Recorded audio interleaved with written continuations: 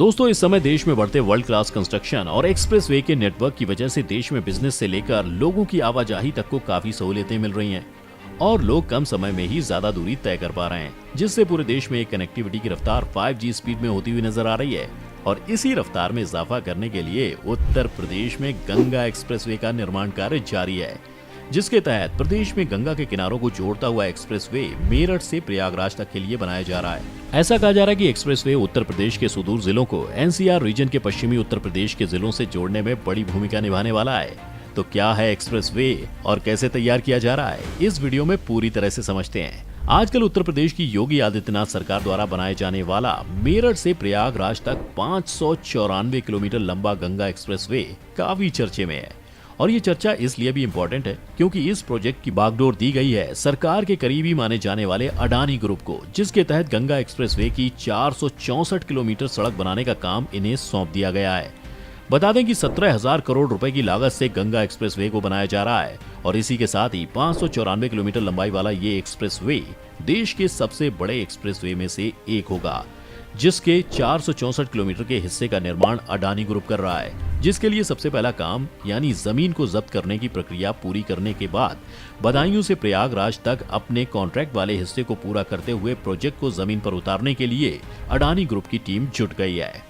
अब थोड़ा डिटेल में देखें तो अडानी एंटरप्राइजेस लिमिटेड ने बदायूं से हरदोई तक 151.7 किलोमीटर, हरदोई से उन्नाव तक 155.7 किलोमीटर और उन्नाव से प्रयागराज तक 157 किलोमीटर एक्सप्रेसवे बनाएगा, जिसमें 3 ग्रुप्स में 6 लेन एक्सप्रेसवे बनाया जाएगा और इसे 8 लेन तक बढ़ाया जा सकता है, जिसके लिए एनवायरमेंट डिपार्टमेंट की मंजूरी के बाद एडवांस मशीन्स और टेक्नोलॉजी से लैस स्किल्ड टेक्नीशियंस के साथ इंजीनियर्स की टीम एक्सप्रेसवे को साकार रूप देने के लिए मैदान में उतर चुकी है। अब अगर बात करें अडानी ग्रुप की, तो इसके 5,000 करोड़ रुपए से ज्यादा की लागत के 13 ऐसे प्रोजेक्ट हैं जिनके तहत 5,000 किलोमीटर से ज्यादा की सड़कों का कंस्ट्रक्शन किया जा रहा है। ये प्रोजेक्ट 9 स्टेट छत्तीसगढ़, तेलंगाना, आंध्र प्रदेश, मध्य प्रदेश, केरल, गुजरात, पश्चिम बंगाल, उड़ीसा और उत्तर प्रदेश में चल रहे हैं, जिनमें गंगा एक्सप्रेसवे भी काफी मेजर प्रोजेक्ट है। अब ये सवाल होगा कि आखिर यूपी में इतने बड़े एक्सप्रेसवे के बनने से आखिर फायदा क्या है? तो दोस्तों, आपको बता दें कि गंगा एक्सप्रेसवे के कंस्ट्रक्शन से मेरठ से प्रयागराज की दूरी काफी कम हो जाएगी, जिससे 11 घंटे का सफर सिर्फ 8 घंटे में पूरा हो जाएगा। और मेरठ से दिल्ली दूर नहीं है साहब, इसीलिए आज यूपी को इस एक्सप्रेसवे की काफी ज्यादा जरूरत थी। यूपी आज भारत के उन राज्यों में से एक है जो अपनी पॉपुलेशन और एरिया की वजह से काफी परेशानी झेल रहा है और यहाँ लोगों को एक कोने से अपने स्टेट के कैपिटल तक पहुँचना भी दूभर सा जान पड़ता है। जब देश के बड़े बड़े राज्यों को तोड़कर उनके विकास के लिए दूसरे राज्य बनाए जा रहे थे, तभी ये बात चली थी कि यूपी को 3 अलग राज्यों में बांट दिया जाए, लेकिन ये नहीं हो पाया। कहा जाता है कि यूपी में चाहे कोई भी सीएम बने, यूपी की राजनीति कहीं ना कहीं केंद्र को इम्पैक्ट करती है और यूपी इतना बड़ा राज्य है कि एक शासन काल में कोई भी सीएम पूरे यूपी का दौरा नहीं कर सकता। उम्मीद है अब गंगा एक्सप्रेसवे से आधे यूपी का दौरा संभव हो और सड़कों के साथ साथ और भी विकास वहां देखने को मिले। अब ये तो यूपी के लिए इस एक्सप्रेसवे की जरूरत की बात हो गई। आइए जानते हैं थोड़ा इस एक्सप्रेसवे के बारे में, जहां यूपी सरकार करोड़ों खर्च कर रही है। ये एक्सप्रेसवे दिल्ली बॉर्डर से बलिया तक गंगा के किनारे बनाया जा रहा है। ये एक्सप्रेसवे आज लगभग पूरी तरह से बनकर तैयार होने के कगार पर है और इसके पहले फेज में बना रूट 6 लेन वाला एक्सप्रेसवे है, जो कि लगभग 594 किलोमीटर लंबा है, जो कि मेरठ के बिचौली गांव के पास से शुरू होकर प्रयागराज के जुदापुर दांडू गांव तक फैला हुआ है। 36,200 करोड़ रुपए से ज्यादा की लागत में बनने वाले इस प्रोजेक्ट वे की शुरुआत हमारे प्रिय पीएम मोदी जी के हाथों रखी गई। जाहिर है कि ये प्रोजेक्ट इतना बड़ा है कि जब ये पूरी तरह से तैयार हो जाएगा, स्टेट के वेस्टर्न और ईस्टर्न एरियाज को आपस में जोड़ देगा। प्रोजेक्ट के सेकंड स्टेज में 316 किलोमीटर का एक्सप्रेसवे बनाया गया, जो कि प्रयागराज से बलिया तक जाता है। यूपी के मेन जिले मेरठ, हापुड़, बुलंदशहर, अमरोहा, संभल, बदायूं, शाहजहांपुर, हरदोई, उन्नाव, रायबरेली, प्रतापगढ़ और प्रयागराज से होकर गुजरने वाले इस गंगा एक्सप्रेसवे पर लगभग 3.5 किलोमीटर लंबी हवाई पट्टी भी बनाई जा रही है। बताया जा रहा है कि शाहजहांपुर में बनाई जाने वाली ये हवाई पट्टी वायुसेना के विमानों को इमरजेंसी उड़ान भरने और उतरने में मदद करेगी।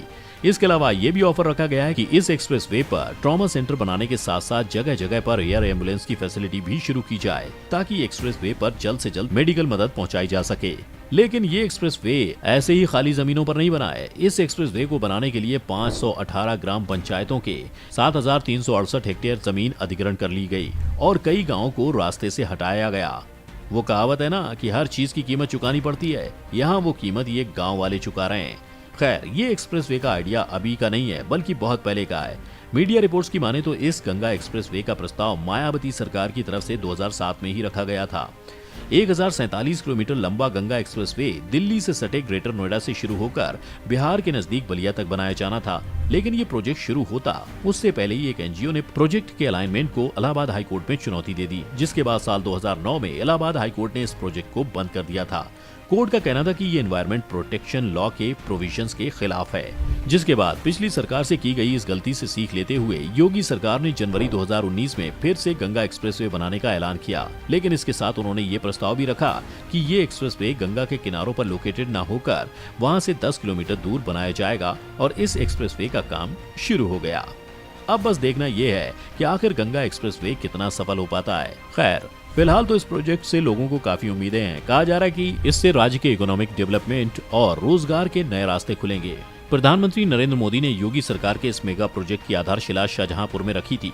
बता दें कि ये देश का सबसे बड़ा एक्सप्रेसवे हापुड़ में बिजौली से शुरू होकर 12 जिलों से होता हुआ प्रयागराज पहुंचेगा। योगी आदित्यनाथ सरकार इस एक्सप्रेसवे को 2025 तक यानी 3 सालों में पूरा होने का दावा कर रही है। 12 जिले से होकर गुजरने वाले एक्सप्रेसवे के कंस्ट्रक्शन के लिए जिन किसानों की भूमि अधिग्रहण की जानी थी, आप ये भी जरूर जानना चाहेंगे कि आखिर उन्हें किसानों को जमीन की कीमत को सर्किल रेट से 4 गुना पेमेंट करने पर मोहर लगा दी थी। साथ ही उनके एक्स्ट्रा एसेट्स का भी अलग से मुआवजा दिया गया। समिति ने रेस्पेक्टिव विलेजेस के सर्किल रेट के 2 गुने और 100% सोलेशियम के बेस पर लैंड एक्वायर्ड करने का निर्णय लिया। खैर, इस एक्सप्रेसवे के कंस्ट्रक्शन के दौरान किसी भी किसान या गरीब की जमीन को हथियाया न जाए और उसे पर्याप्त मुआवजा मिले, इसकी भी जिम्मेदारी सरकार की ही बनती है। इसलिए अगर इन सब बातों का ध्यान देकर और एनवायरमेंट को प्रोटेक्ट करते हुए एक्सप्रेसवे बनकर तैयार होता है तो ये देश और उत्तर प्रदेश की कनेक्टिविटी के लिए बहुत अहम साबित होगा। आपको क्या लगता है, क्या गंगा एक्सप्रेसवे पूर्वांचल को पश्चिमी उत्तर प्रदेश से अच्छे से कनेक्ट कर पाएगा? आप अपनी राय हमें कमेंट बॉक्स में बता सकते हैं। साथ ही वीडियो को लाइक और शेयर करना ना भूलें और चैनल को सब्सक्राइब कर लें।